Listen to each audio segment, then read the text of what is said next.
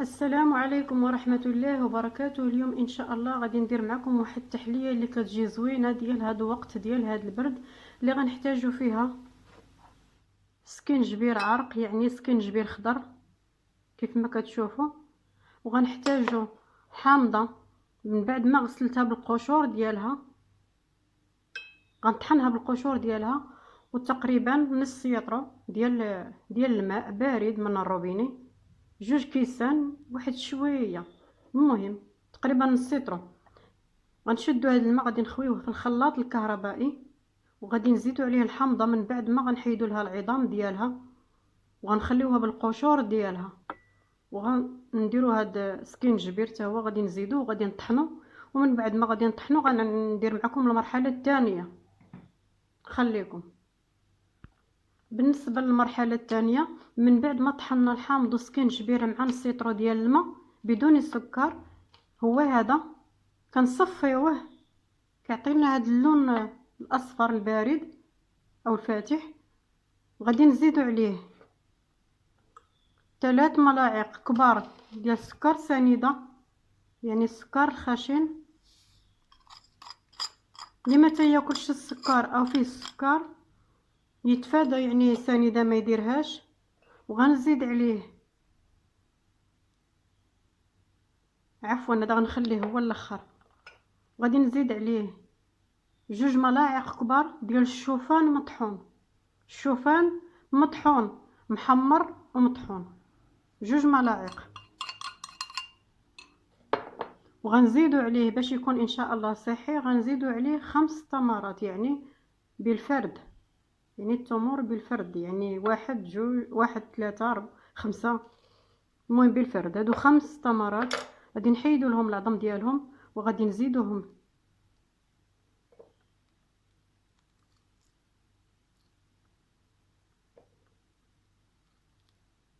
طريقه سهله، 5 تمرات يكونوا معسلين شويه، يكونوا يعني ما يكونوش يابسين باش يطحنوا لينا وينسجموا لينا مع الخليط. دابا هذا غادي نطحنو عاوتاني في الخلاط، غنعاود نطحنو في الخلاط باش ينسجم لينا التمر والشوفان، وغادي نرجع معكم من بعد ما طحنا العصير والتمر وزدنا معاه الشوفان وطحناه ونسجموا لنا العناصر. دابا غادي نزيدو 2 ملاعق كبار ديال المايزينا او النشا،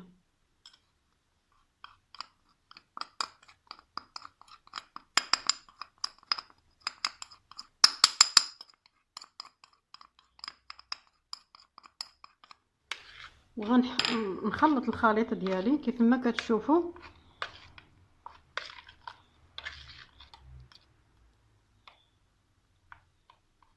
الا دار لكم شي كريكبات معكم بسميتو، وغادي نرد الخليط ديالي فوق البوطه حتى يعقد ليا، ومن بعد غادي نرجع معكم باش نصبو في الكؤوس. ومنين يجمد لينا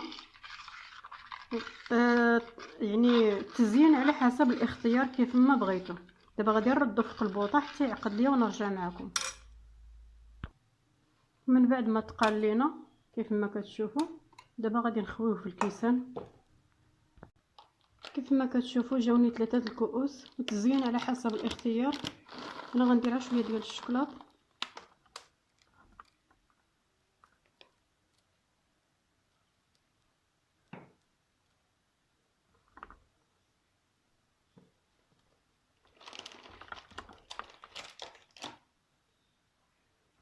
وهادو الكؤوس ديالنا دابا غادي نديرهم في الثلاجه من بعد ما يبردوا. نتلاقاو ان شاء الله. وهذه هي التحليه ديالنا كما كتشوفوا، كتجي على هذا الشكل، كتجي زوينه، كتجي روعه. نتمنى تجيو تجربوها، كتجي صحيه في هذا البرد، راها زوينه بما ان فيها الحامض وفيها سكينجبير، راها زوينه ومفيده للذات. يمكن لكم تعطوها للوليدات ديالكم. وكنتمنى تعجبكم الوصفه ديال اليوم، ولا عجبتكم ديروا لي لايك وابونيو وشجعوني باش نعطيكم المزيد. والسلام عليكم ورحمه الله وبركاته.